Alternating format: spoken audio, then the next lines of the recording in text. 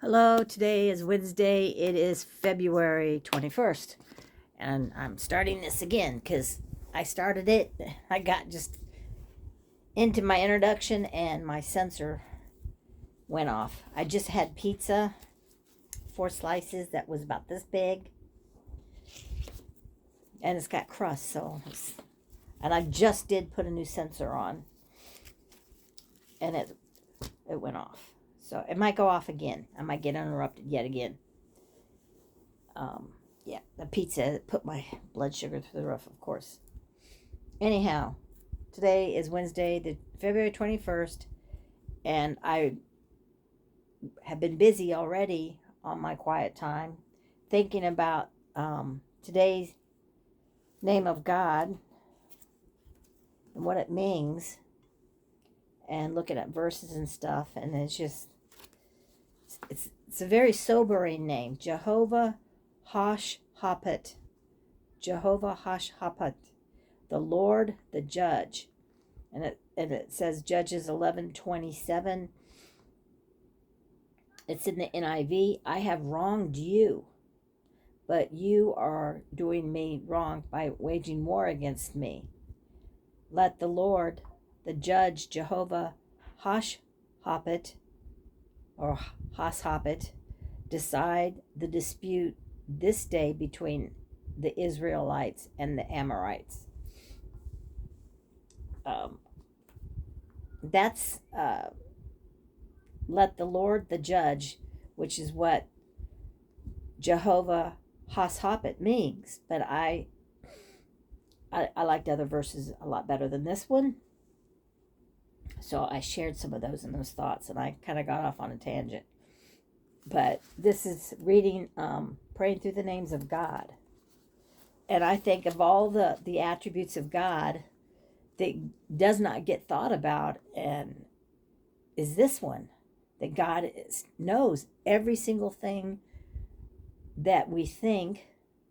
He says he is the discerner of our thoughts and intents of our heart. So he knows what we're thinking, and he knows what we're intending to do, our motives, and the why. He knows why we do what we do, even when we don't, even when we're deceived. Which how often are we deceived? So he knows, and we can't hide anything from him. It says the darkest, blackest of night is light to God. There's nothing that hides our sin from him. So he knows all, and he judges, and he's not fooled, and you can't bribe him, you can't deceive him. So he knows, and it says he in no way acquits sin. He doesn't shrug it off. He doesn't say it's a little thing. He doesn't say it's a no big deal. And I'm reading the book of Numbers, and it talks about Moses, that people come to him, and he hears what they say, and he hears their unbelief. He hears their rebellion. He hears their attitude. And what does he do? Over and over again, it says Moses falls on his face. He's not falling on his face in fear of the people that are talking to him. He falls on his face and he begins praying to God. Because sin. And he's like, oh no. This has got to be stopped. This has got to be nipped in the bud. This is going to cause destruction and wrath to come out from God. One of the names of God is, our God is a consuming fire. So, and Jesus said, don't fear what men can do to you. All they can do is kill you. And when you're dead, there's nothing more they can do. But that's not the end of us, because we're eternal beings. We have a soul. It cannot be killed. It's eternal. And so Jesus said, be afraid of God, who after he's killed you can then cast your soul into hell. And then his children, be afraid of God too, because God chastens his children. He's going to make you feel guilty. He's going to say, what you've done is wrong. And he's going to go after you, and he says he scourges which means he beats us, into submission. He's not going to let it go. And he'll use his pain. There's consequences. We won't have any peace. We know, he'll turn his back on us, and he won't hear our prayer. And he gives us the silent treatment, and then in loneliness and despair. And, we'll want that relationship back and that blessing back. So I shared all these verses. JEHOVAH HASHOPET. That's a mouthful. JEHOVAH HASHOPET.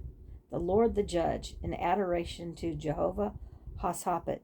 Sometimes people rise up against me when I have not wronged them. In the book of Judges, the Israelites called to you because they had not wronged their enemy, and yet their enemy was waging war against them. The Amorites, they said, let us go. Well, this is in Judges, so this is after that. But in the time of Moses, they asked the Amorites, can we go through your land? We'll go right through in the middle on this highway. We won't go off the highway to pick fruit off your groves, or we won't go over on this side and let our cattle eat your grain. If we won't drink your water. If anybody dares to do it, we'll pay you. And we're not going to steal anything. We're just going to go walk through your land on our feet quickly. Just pass. They said, no, you can't even walk through our land. So they were wronged. They weren't treated as brethren because the Amorites were part of Abraham's children. They were ancestors. My nose is still stopped up.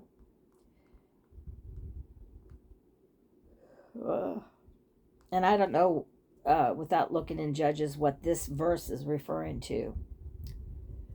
They had not wronged the enemy, and yet their enemy was waging war against them. They appealed to you as the judge, as God, the one who makes the laws, who upholds the law, to decide the dispute as you do so well, because you know who's right, you know who's wrong, and you know the intentions. So it says, I praise you for your justice, because he's absolutely always right and faithful and never lies and knows all and is so righteous and so fair and so good. It says, your scales of fairness for hearing my prayer when I am in need of justice. You are a righteous God, a God who's offended by evil and wickedness and wholly devoted to justice. There would not be the thoughts of justice, the thoughts of fairness, because all that comes from God. Because God says in the Bible to have a fair and a just weights. Don't have a diverse weights. Don't have a set of weights that, are fair, or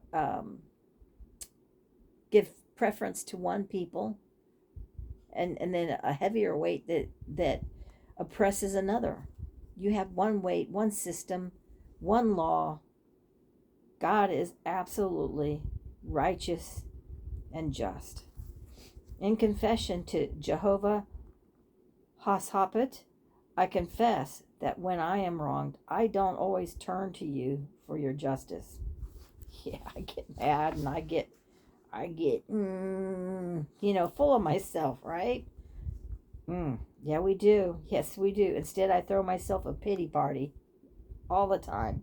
Pity party. Poor me. Poor me. And then forgive me for my episodes of self-pity. Isn't it precious that we can go to God?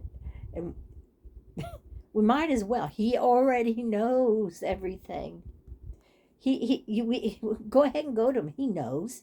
You're not going to surprise him. He knows how you're feeling. Who better to go to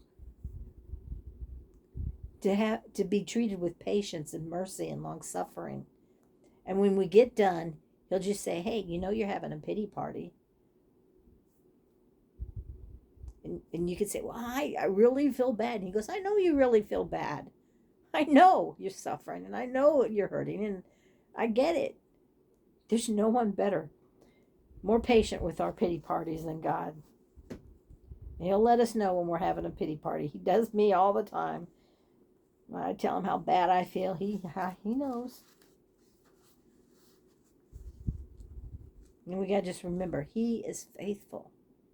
He is just. Yeah.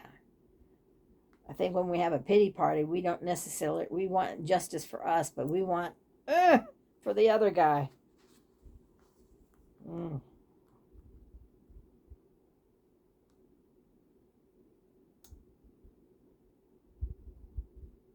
Help me know the confidence I can feel in your execution of judgment. God is always, always 100% just. And it's beautiful. It's hard. And sometimes, we get a spanking. And we don't get our way. And we don't like not getting our way. But He's protecting us. You tell a child not to touch a stove. No, don't touch that. But you don't want them to get burnt. Sometimes you just, okay, well, it's not that hot today. Go ahead and let them touch it. They might even, their finger might be red for a minute. Yeah, sometimes you gotta let it get burnt. See? That's why I told you, don't touch it. It's hot. Hot means it hurts you. They gotta learn. God lets us get burnt. We keep going back. He'll let us get burnt.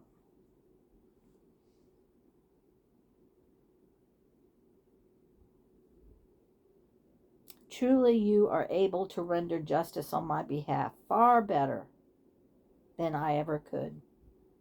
Because He knows more. And His power is infinite. There's nothing beyond what He can do. Please forgive me. Yeah, when I forget to call on you for your judgments. Or how about I just don't want to because I'm too mad. I'm too worked up. And you know what? Because, you got to get humble. Can't go to God mad. Can't go to God making demands.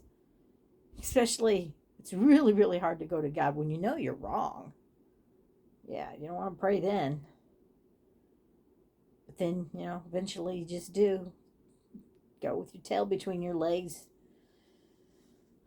Yeah, here I am again, God. He's so good. Thanksgiving to JEHOVAH. HASHOPET. Thank you for being a holy God, entirely righteous in all you do. Thank you for your heart of justice, which is faithful to your truth. Thank you for inviting me to turn to you when I'm in need and for assuring me that you know the truth, even when falsehood is spread against me.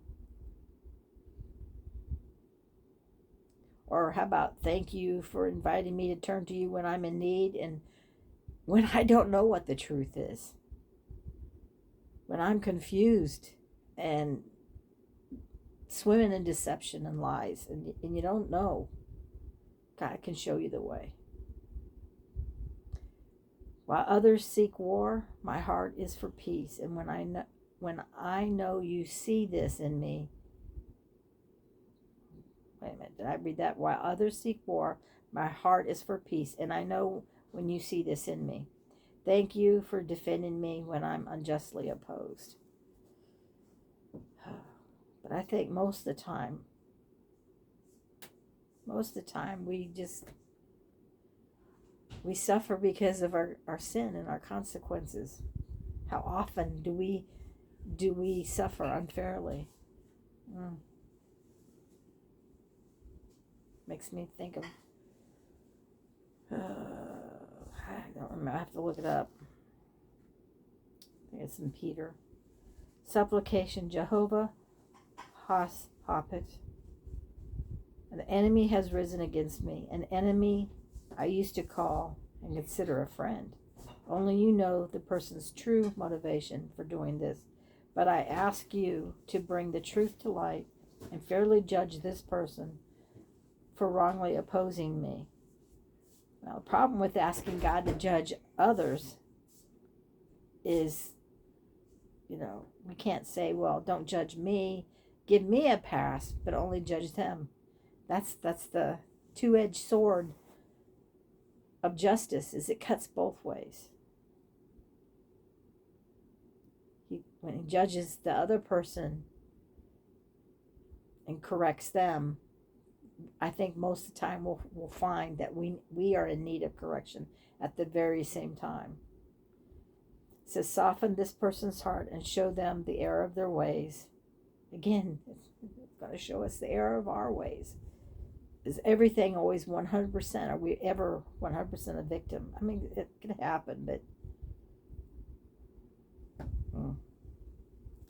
whatever they bring against me, I pray you will turn it back to them so that it might lead them to repentance.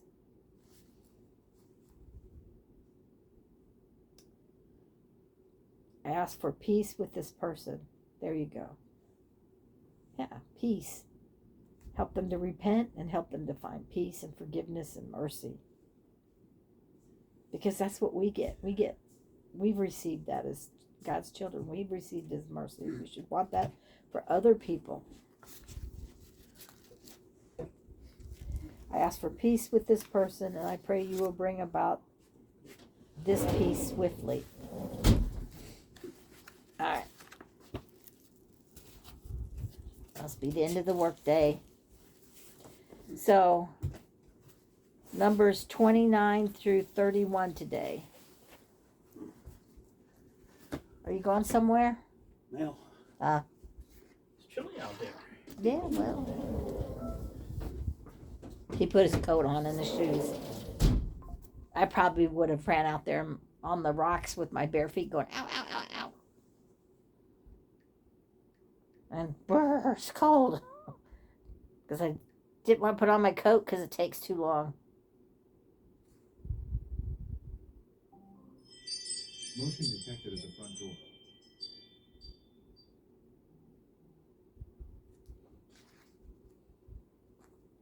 Okay, well, that's good. I see an update. Praise God. Good news. I won't share that because it's not my place to do so. But just when God answers prayer, praise God. He's so good.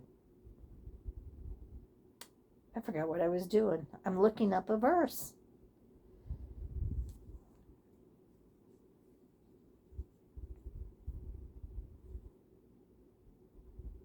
So I already have it open to Numbers because I was using this last night and it's still there. So Numbers 29. And in the 7th month, on the first day of the month, ye shall have an holy convocation. Ye shall do no servile work. It is a day of blowing the trumpets unto you.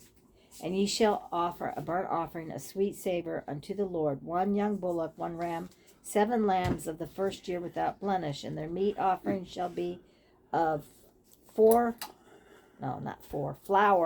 mingled with oil, 3/10 deals for a bullock, and 2/10 deal for a ram, and 1/10 deal for 1 lamb throughout the 7 lambs, and 1 kid of the goats for sin offering to make an atonement for you, beside the burnt offering of the month and his meat offering, and the daily burnt offering and his meat offering, and their drink offerings, according unto their manner, for a sweet savor, a sacrifice made by fire unto the Lord.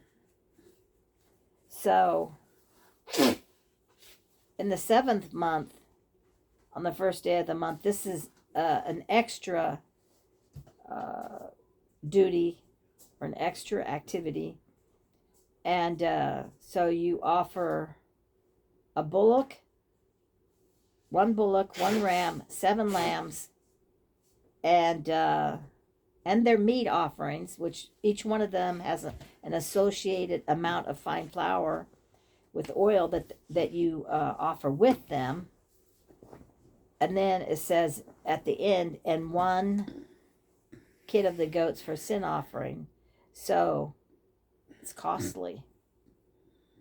And that's a lot. And then you do that on the 7th month, the first day of the month. And also, don't neglect the burnt offering of, besides the burnt offering of the month and his meat offering, and is the daily offering, the daily burnt offering, and his meat offering, and their drink offerings, according unto their manner. So in the daytime, at the beginning of the day, and then at the evening, there was a twice daily offering. So just because you're doing the other doesn't mean you don't also do what you do every day. And ye shall have on the 10th day of this 7th month a holy convocation, and ye shall afflict your souls. Ye shall not do any work therein, but ye shall offer a burnt offering unto the Lord for a sweet savor, 1 bullock, 1 ram, 7 lambs of the first year. They shall be unto you without blemish, and their associated and their meat offerings shall be a flour mingled with oil, 3/10 dill to a bullock, 2/10 dill to 1 ram, several tenth dill for 1 lamb throughout the 7 lambs, 1 kid of the goats for sin offering. So you do that, what you did at the first day of the 7th month, you do again on the 10th day of this 7th month.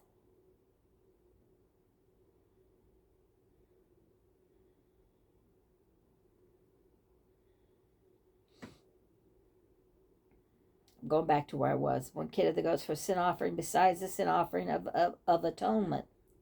So I guess this is the day of atonement that is being described, because it says so. Besides the sin offering of atonement, and the continual burnt offering, and the meat offering of it, and the drink offerings.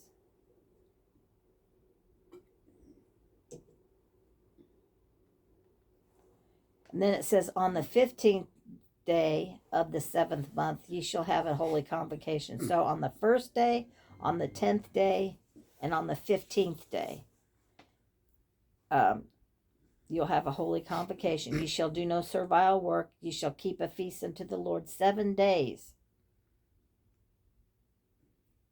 And ye shall offer a burnt offering, a sacrifice made by fire of a sweet savor unto the Lord, 13 young bullocks, 2 rams, 14 lambs of the first year.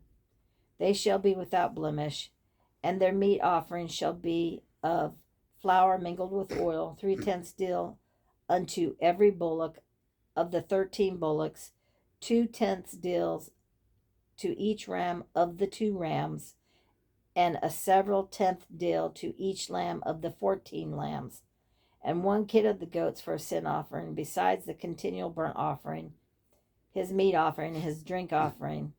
And on the 2nd day ye shall offer 12 young bullocks. What they do on the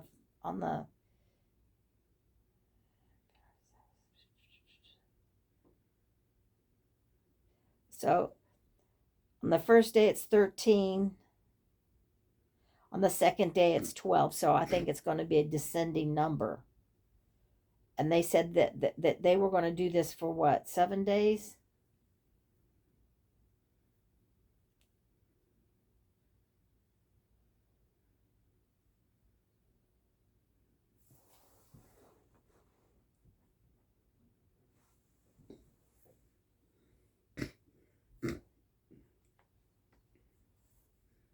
Pretty sure it said 7 days.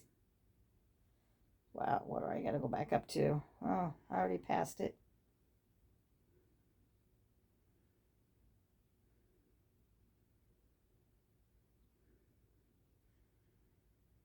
Yeah, verse 12. So you have a holy convocation on the first day. You have a holy convocation again on the 10th day. And then on the 15th day, you have a holy convocation that lasts. You shall keep a feast unto the Lord 7 days.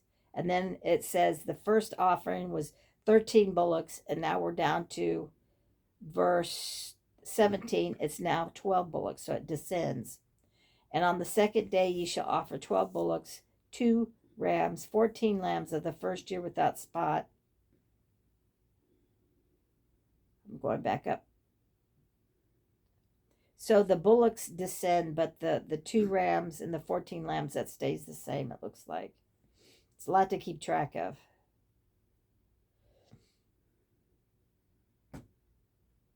Uh, 2 rams, 14 lambs of the first year without spot. Verse 18, and their meat offerings and their drink offerings for the bullocks, for the rams, for the lambs shall be according to their number after their manner. 1 kid of the goats for a sin offering, besides the continual burnt offering and the meat offering thereof, and their drink offerings, besides what you do in the morning and in the evening, I think. And then on the third day, 11 bullocks. See, I said it, what, 13, 12, now it's 11 on the third day. 2 rams, 14 lambs of the first year without blemish, and their meat offerings and their drink offerings for their bullocks, for their rams, for the lambs, shall be according to their number after their manner. And 1 goat for a sin offering, and 1 goat for a sin offering, beside the continual burnt offering, and his meat offering, and his drink offering. And then on the 4th day, 10 bullocks, 2 rams, 14 lambs of the first year without blemish. The meat offerings, the drink offerings for the bullocks, for the rams, and for the lambs shall be according to their number after their manner. 1 kid of the goats for a sin offering, besides the continual burnt offerings, his meat offerings, and his drink offerings. And on the 5th day, 9 bullocks, and it repeats.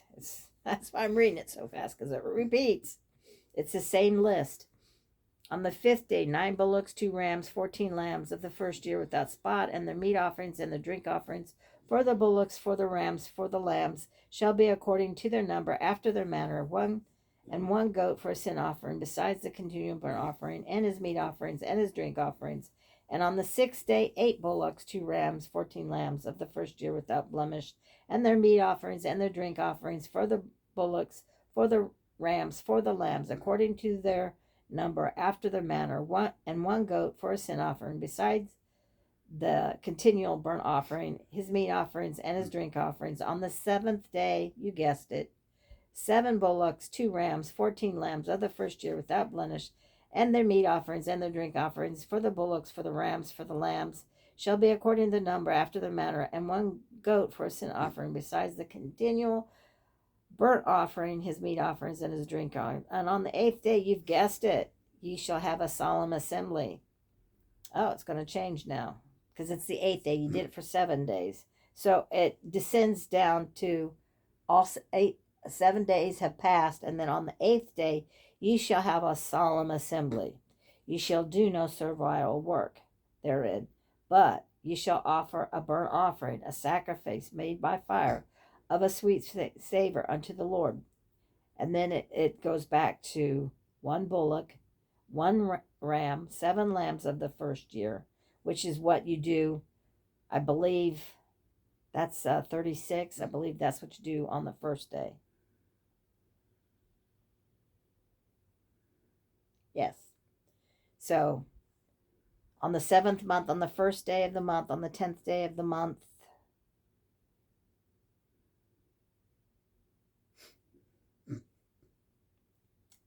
and then on the 8th day,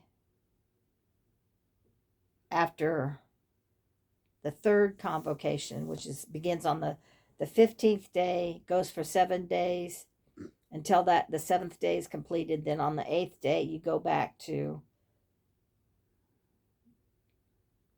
what you've done the 1st and the 10th.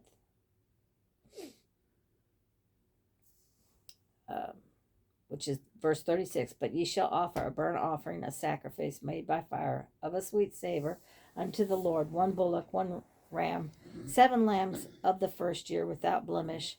Their meat offering and their drink offering for the bullock, for the ram, for the lambs shall be according to their number after their manner. And 1 goat for a sin offering, besides the continual burnt offering, and this meat offering, and his drink offering.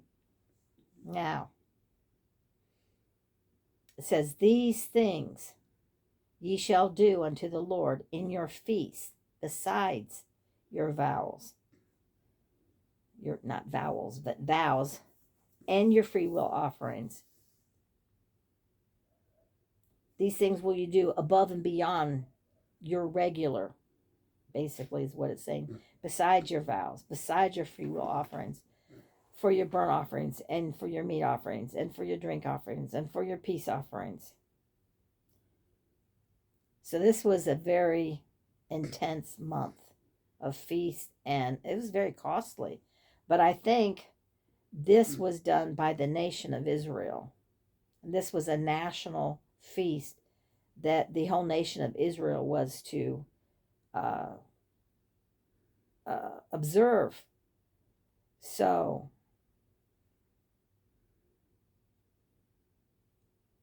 there's a lot of preparation, a lot of organization, and on the first day of the month, the 7th month, it was a day of worship and of atoning for their sins and focusing on their relationship with God. Then they did it again on the 10th day. And then on the 15th day, in the middle of the month, they spent 7 whole days. 7 whole days. And on the 15th day of the month, ye shall have a holy convocation. Ye shall do no servile work, and ye shall keep a feast unto the Lord for 7 days. So the preparation that goes in advance of those 7 days. So they got, but well, what are they eating? Well, these things that they're sacrificing, they're feasting on these things. They're going to be eating these offerings, and that's going to be their food. But the whole meaning of the 7th month is just a very worshipful time. But then if you think about what they do daily, which is what is pointed out, and each one on the first day, do this as well as what you normally do. These things shall you do unto the Lord in your set feasts, besides your vows. So in besides the things you're already doing, add this to it, this more.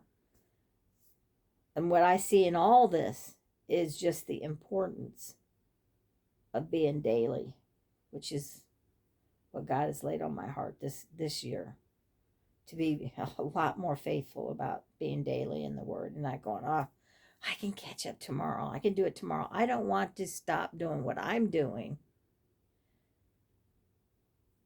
to give time to the Lord. But what was the commandment? Stop what you're doing and do no servile work. This is my day. This is my time. Focus on God. You've got all the other times in between where you're going about your business, but today you're going to stop and you're going to worship. And it's going to be all about me today. Because you think about all the time when we spend when our lives are all about me. I got up this morning, I was all about me. I had my cup of coffee. I sat down with my cup of coffee. I got out my tablet, drinking my coffee, fiddling around with. I do what I do, relaxing while I'm drinking my coffee, playing a game, and I did a lot. I relaxed so much. Yeah, I need to stop relaxing. What did I do today? I made coffee. I fried a couple eggs. I fed my face. Eggs. What else did I have besides eggs?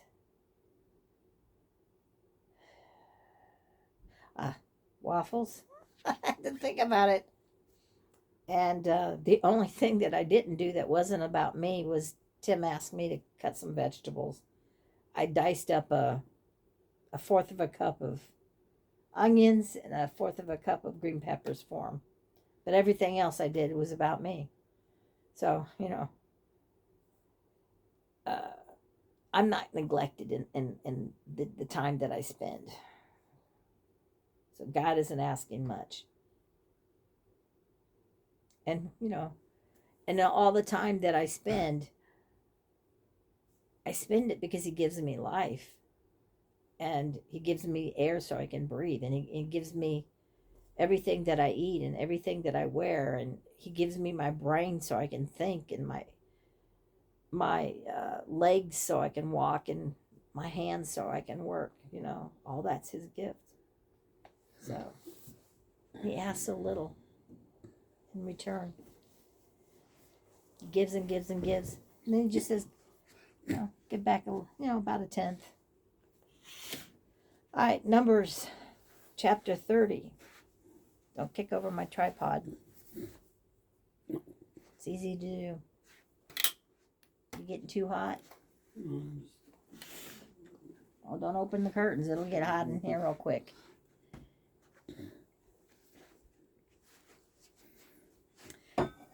Moses spake unto the heads of the tribes concerning the children of Israel, saying, This is the thing which the Lord hath commanded. If a man vow a vow unto the Lord, or swear an oath to bind his soul with a bond, he shall not break his word. He shall do according to all that proceedeth out of his mouth. If a woman also vow a vow unto the Lord, to bind herself by a bond, being in her father's house in her youth, and her father hear her vow, and her bond wherewith she hath bound her soul, and her father shall hold his peace at her, then all her vows shall stand. And every bond wherewith she hath bound her soul shall stand. But if her father disavow her in the day that he heareth it, he goes, oh, no, you don't. You're not making that vow. Then she's not held to it. He can veto her vow. Verse 5 explains that. But if her father disallow her in the day that he heareth, not any of her vows or any of her bonds wherewith she hath bound her soul shall stand, and the Lord shall forgive her, because her father disallowed her. She's under her father's roof. She's under his authority. Verse 6, and if she had at all an husband when she vowed, or uttered aught out of her lips, wherewith she bound her soul, and her husband heard it, and held his peace at her in the day that he heard it, then her vow shall stand, and her bonds wherewith she bound her soul shall stand. But if her husband disallow her on that day that he heard it, then he shall make her vow which she vowed, and that which she uttered with her lips, wherewith she bound her soul, of none effect. So the husband has all the authority in the household, and he can veto the vow that she makes. And the Lord shall forgive her. But every vow of a widow and of her that is divorced, wherewith they have bound their souls, shall stand against her. So a widow doesn't have that layer of protection of a husband. Her husband's dead, or a woman that's divorced does not have that layer of protection. And if she vowed in her husband's house, or bound her soul by a bond with an oath,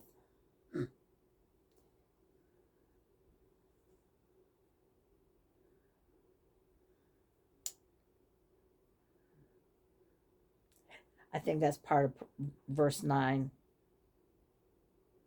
A widow or a divorcee, and if she vowed in her husband's house, or bound her soul by a bond with an oath, and if her husband heard it and held his peace at her, and disallowed her not, then all her vows shall stand, and every bond wherewith she bound her soul shall stand. It just repeats it. It's already said this.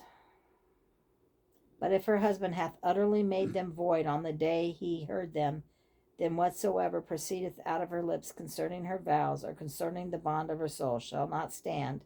Her husband hath made them void, and the Lord shall forgive her. So verse 12 is repeating what verse 8 said. And I don't see any reason to repeat it. Every vow and every binding oath to afflict the soul, her husband may establish it, or her husband may make it void. And it's the same if she's a child in her father's house. But if the husband altogether hold his peace at her from day to day, then he established all her vows or all her bonds which are upon her. He confirmeth them because he held his peace at her in the day that he heard them. But if he shall any ways make them void after that he heard them, then he shall bear her iniquity.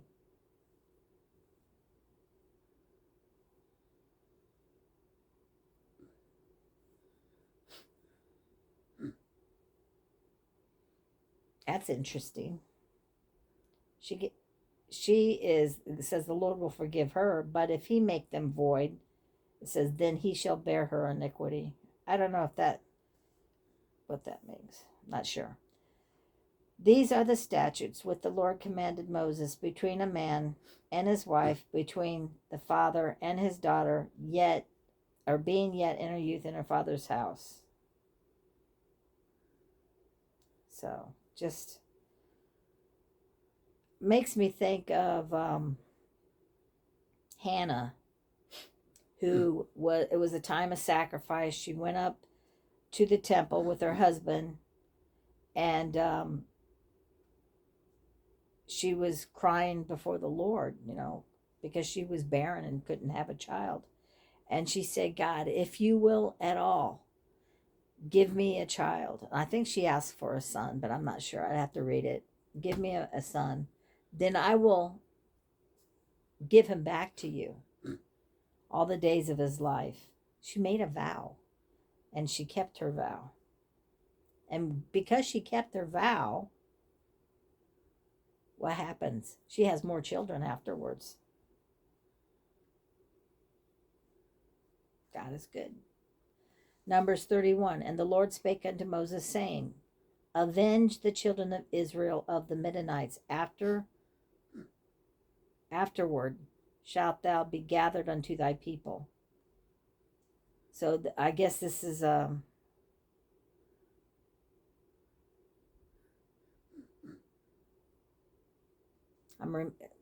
deja vu, but I think that the other thing was, I read the other day, was Miriam died and then Aaron dies. So this is similar, because Aaron was gathered unto his people. He died. And Moses spake unto the people, saying, arm some of yourselves unto war, and let them go against the Midianites, and avenge the Lord of Midian. Of every tribe 1,000, throughout all the tribes of Israel, shall ye send to the war. So there were delivered out of the thousands of Israel 1,000 of every tribe, 12,000 armed for the war. And Moses sent them to war, 1,000 of every tribe, them and Phinehas, the son of Eleazar the priest, to the war with the holy instruments and the trumpets to blow in his hand. And they warred against the Midianites as the Lord commanded Moses, and they slew all the males. And they slew the kings of Midian, besides the rest of them that were slain, namely Evi, Racham, Zur, Hur, Reba, 5 kings of Midian. Balaam also, the son of Beor, they slew with the sword.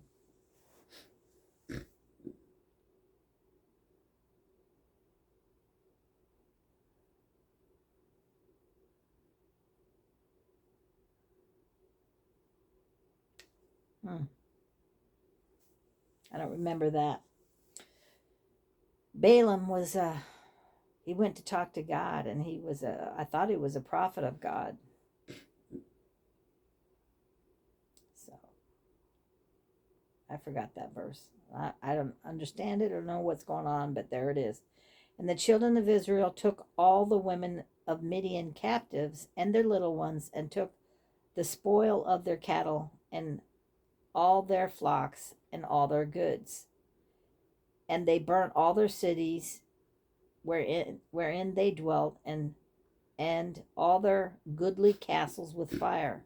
And they took all the spoil and all the prey, both of men and of beasts. And they brought the captives and the prey and the spoil unto Moses and Eleazar the priest, and unto the congregation of the children of Israel, unto the camp at the plains of Moab, which are by Jordan near Jericho. And Moses and Eleazar the priest and all the princes of the congregation went forth to meet them without the camp. And how did Moses react? They took a spoil. They brought back them the Midianite women. And remember, it was a Midianitish woman that the man brought into the camp before all the congregation, before Moses. And Aaron's son, I forget what his name was, he run him through with the javelin to kill him, to stop the plague. So the next verse shouldn't be such a surprise. So they brought the captives and the spoil unto Moses and Eleazar the priest. So verse 13, and Moses and Eleazar the priest and all the princes of the congregation went forth to meet them without the camp. Verse 14, and Moses was wroth with the officers of the host, with the captains over thousands, and captains over hundreds, which came from the battle. And Moses said unto them, have ye saved all the women alive? Behold, these caused the children of Israel through the counsel of Balaam to commit trespasses against the Lord in the matter of Peor. And there was a plague among the congregation of the Lord. Don't you remember what happened the last time because of the Midianite women? And you've brought more? So now, therefore, kill every male among the little ones, and kill every woman that hath known man by lying with him. But all the women children that have not known man by lying with him, keep alive for yourselves. And do ye abide without the camp 7 days. Whosoever hath killed any person, they've been at war, so they've killed people. So they have to abide without the camp 7 days. Whosoever hath killed any person, whosoever hath touched any slain, purify both yourselves and your captives on the 3rd day and on the 7th day, and purify all your raiment, and all that is made of skins, and all work of goat's hair, and all things made of wood. And Eleazar the priest said unto the men of war which went to battle, this is the ordinance of the law which the Lord commanded Moses. Only gold and silver, the brass, the iron, the tin, and the lead, everything that may abide the fire, yea, ye shall make it go through the fire. You're going to melt it down, and it shall be clean. Nevertheless, it shall be purified with the water of separation. So even after it goes through the fire, it will be purified with the water of separation. And all that abideth not the fire, ye shall make go through the water. The water of separation, again, they take a red heifer and utterly burn it all, I believe, without the camp. And they take the ashes of the red heifer to a separate place, to a clean place, and they mix it with water, and then they sprinkle this water to make things ritually clean that has been defiled by the bodies of dead things.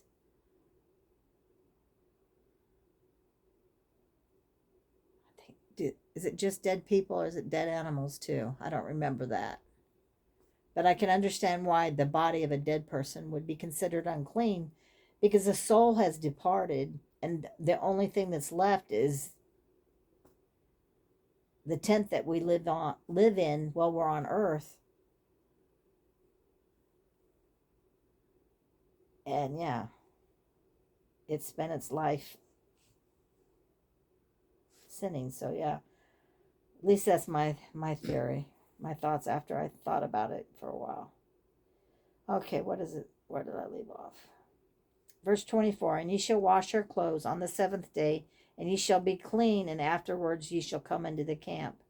And the Lord spake unto Moses, saying, in 25, so they were to kill all the males that they took captive, which were probably male children. Maybe they thought they would make them into men servants, men of labor, basically slaves. But basically the people that they killed were adults, males and adults, so that because the sin nature passes through the blood of the man, so they was putting that away, and then the only thing that God allowed them to keep were the virgin females that were young and able to be brought up and taught not to be like the Midianites, which they worshipped idols. So verse 25, and the Lord spake unto Moses, saying, take the sum of the prey that was taken. So count up all the stuff that was taken. Take the sum of the prey, both of man and of beast. Thou and Eleazar the priest, and the chief fathers of the congregation, and divide the prey into 2 parts, between them that took the war upon them who went out to battle, and between all the congregation. So those that went out to battle got half of the prey, and then the other half was divided amongst everyone.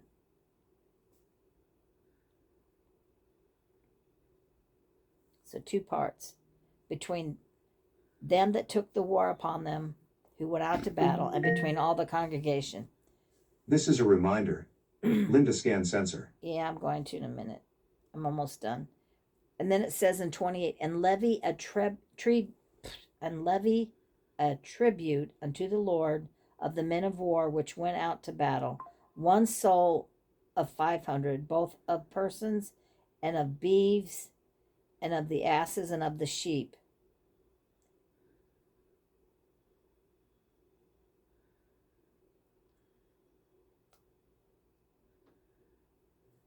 Take it of their half and give it to Eleazar for a heave offering of the Lord.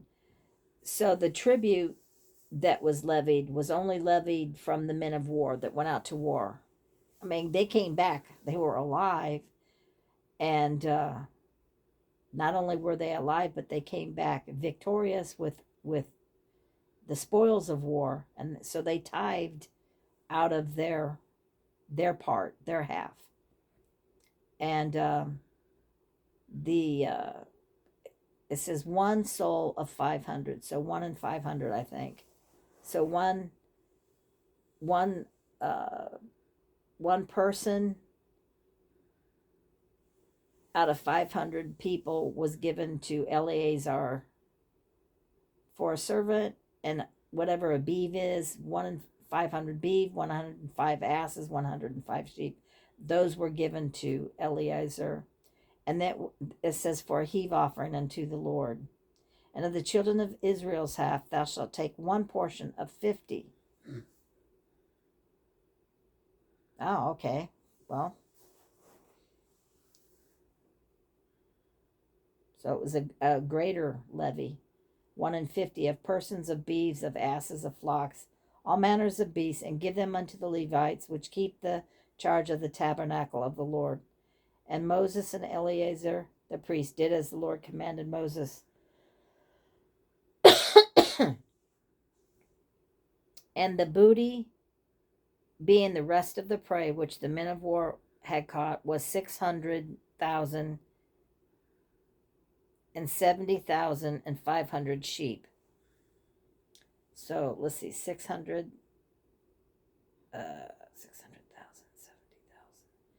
So 675,000. They put end in there. It makes it confusing. Then it said, and 12 beeves. All right. I don't know what a beeve is, for crying out loud. What's a beeve?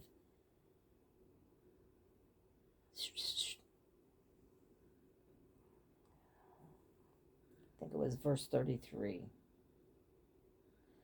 What is a beeve?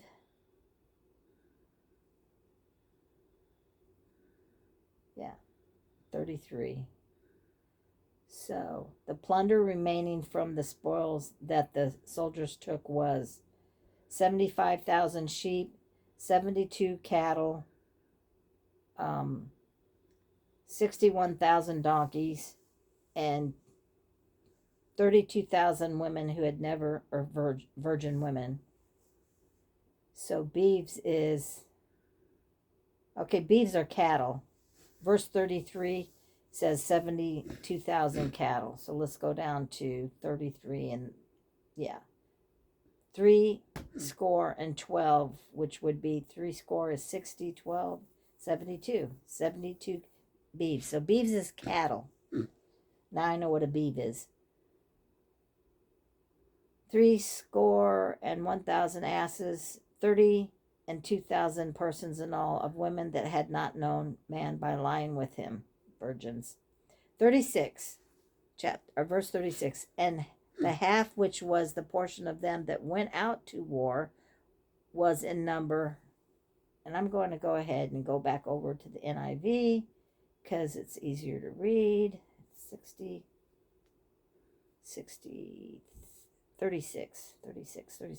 It just gives you a number. The half share of those who fought in the battle was 337,500 sheep, of which the tribute for the Lord was 675. 36,000 cattle, of which the tribute for the Lord was 72. 30,500 donkeys, of which the tribute for the Lord was 61. And 16,000 people, of whom the tribute of the Lord was 32. Then go down to 42, 41, and go back to what I was reading. And Moses gave the tribute, which was the Lord's heave offering, unto Eleazar the priest, as the Lord had commanded, and the children of Israel's half, which Moses divided from the men that warred. Now half, they're going to do some more numbers. So 42. The half belonging to the Israelites, which Moses set apart from that of the fighting men. Verse 43, the community's half was 337,500 sheep, 36,000 cattle, 30,500 donkeys, and 16,000 people. From the Israelites' half, Moses selected one out of every 50 people and animals, as the Lord commanded him, and gave them to the Levites, who were responsible for the care of the Lord's tabernacle. Verse 48, going back to the King James. And the officers which were over thousands of the host, the captains of thousands, the captains of hundreds, came near unto Moses. And they said unto Moses, thy servants have taken the sum of the men of war which are under our charge, and there lacketh not one man of us. We have therefore brought an oblation for the Lord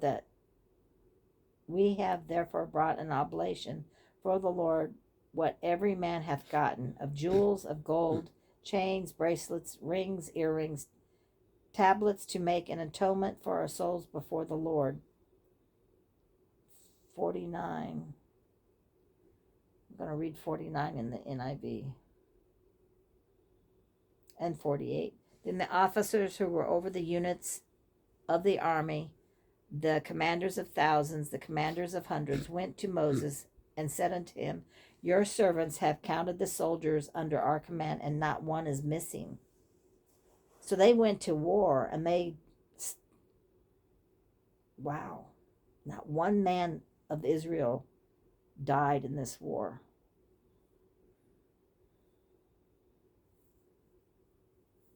amazing. God give them such a victory.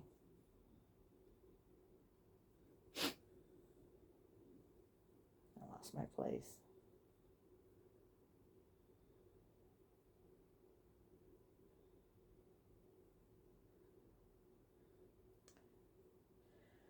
So verse 50, we have therefore brought an oblation for the Lord. I've already read that. So 51, and Moses and Eleazar the priest took the gold of them, even all the wrought jewels, and all the gold of the offering that were offered up unto the Lord, of the captains of thousands and of the captains of hundreds, was 16,750 shekels. For the men of war had taken spoil, every man for himself. And Moses and Eleazar the priest took the gold of the captains of thousands and hundreds and of hundreds, and brought it into the tabernacle of the congregation for memorial for the children of Israel before the Lord. So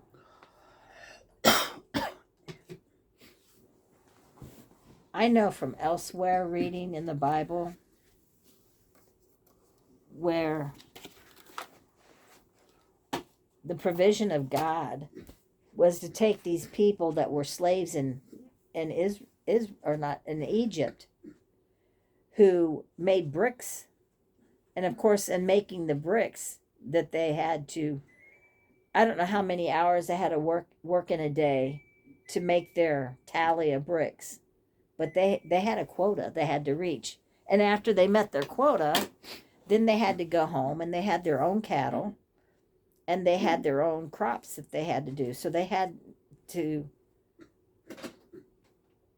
work as slaves and meet their quota, but then they also had their own livelihood.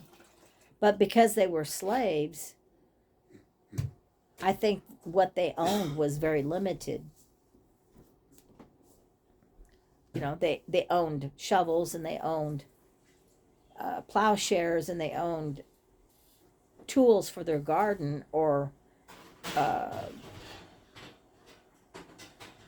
yoke for their oxen or whatever. But here, God is providing them other things so they can become a nation of people. And he said, I'm going to give you cities, walled cities. I'm going to give you vineyards that you didn't plant. I'm going to give you orchards that you didn't plant. Maybe even fields of crops. Before you can plant a field of crops, corn and wheat and barley, you've got to clear the land of trees and rocks and boulders and whatever, and you've got to make a field out of it. So the land has to be tilled. It might have to, I don't know if it had to be augmented, but whatever was growing there, if it was trees, they had to be cleared. If there were weeds and stuff, it had to be tilled under. So everything was prepared. They had houses. They had houses with made into cities. I imagine there were wells there, everything. The house would include maybe a hearth to cook on. All this was prepared for them, and it's a picture of heaven. A place that's already prepared that we go in and occupy, and we just inherit it, and we don't. It's something that we don't have to do ourselves. And along with all the provisions of cities and orchards and vineyards and fields that are already been plowed and maybe are growing, fields of corn, fields of wheat and barley, God has given them servants. And women, I don't know if these women were going to be solely maidservants, housekeepers. They probably were at first, but some of them they probably married. Now the Midianites, you got to remember, are offspring of Abraham, so they were relatives. But they also turned to idolatry. But so did Israel. I mean, they made themselves the golden calf, and So I'm just saying they weren't better than the Midianites. So just they received a lot of blessings. They got all this gold, the silver, the brass, the tin. I don't know. They named a bunch of different metals, and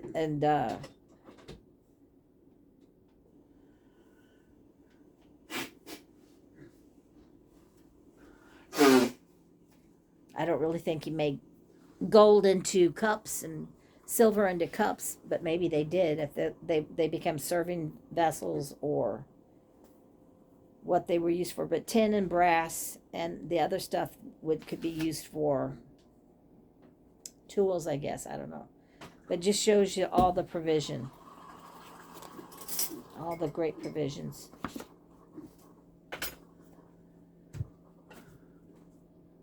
And, you know, the Midianites had their land too and their homes, but they destroyed those, right? It says they destroyed their castles.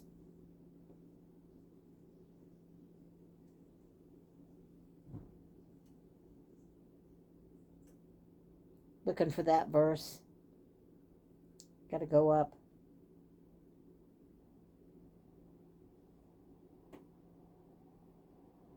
Yeah, verse 10. And they burnt all their cities wherein they dwelt, and all their goodly castles with fire.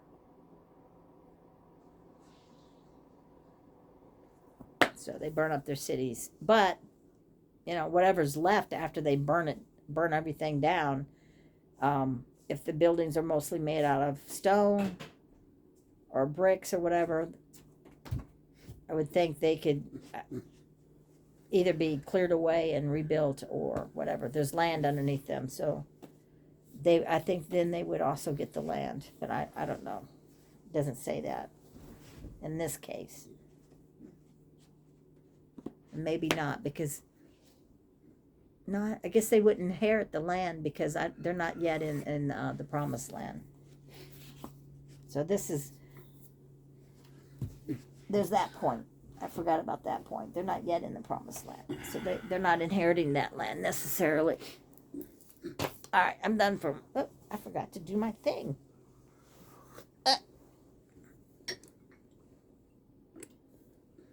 I'm done with my reading, and I forgot to check my check.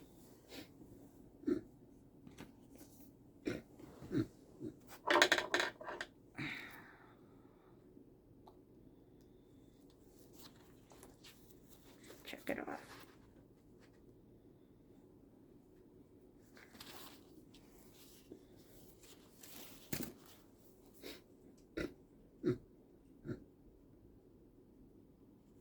Okay.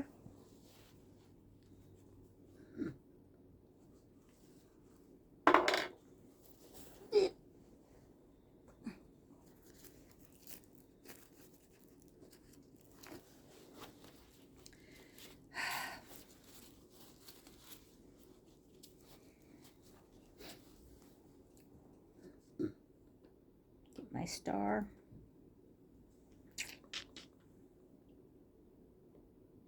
Can you see my star?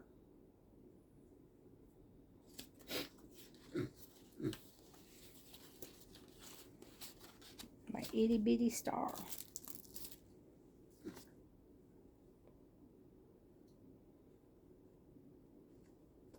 There it is.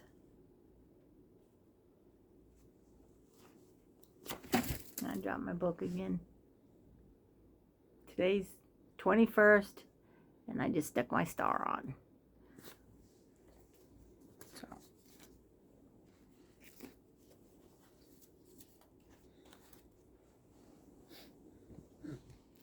So I got puzzled when it said they slew Balaam in this battle, but I guess Balaam maybe he was a Midianite too, but he had counseled the women to I don't know how he put it, but he counseled the women to to go intermarry with the children of Israel, and to be a stumbling block.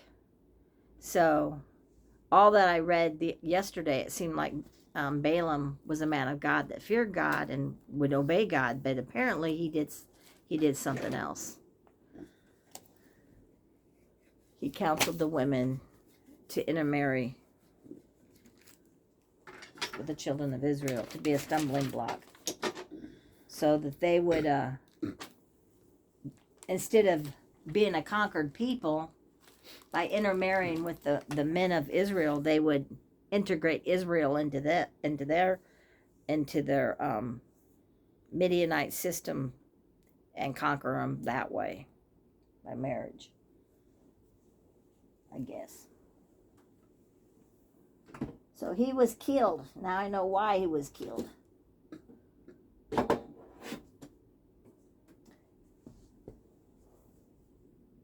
Now, I'm looking for, I got pills to take. I thought I tore them off and they were sitting somewhere. Maybe that was yesterday. I think that was yesterday. Yeah. Oh, there they are.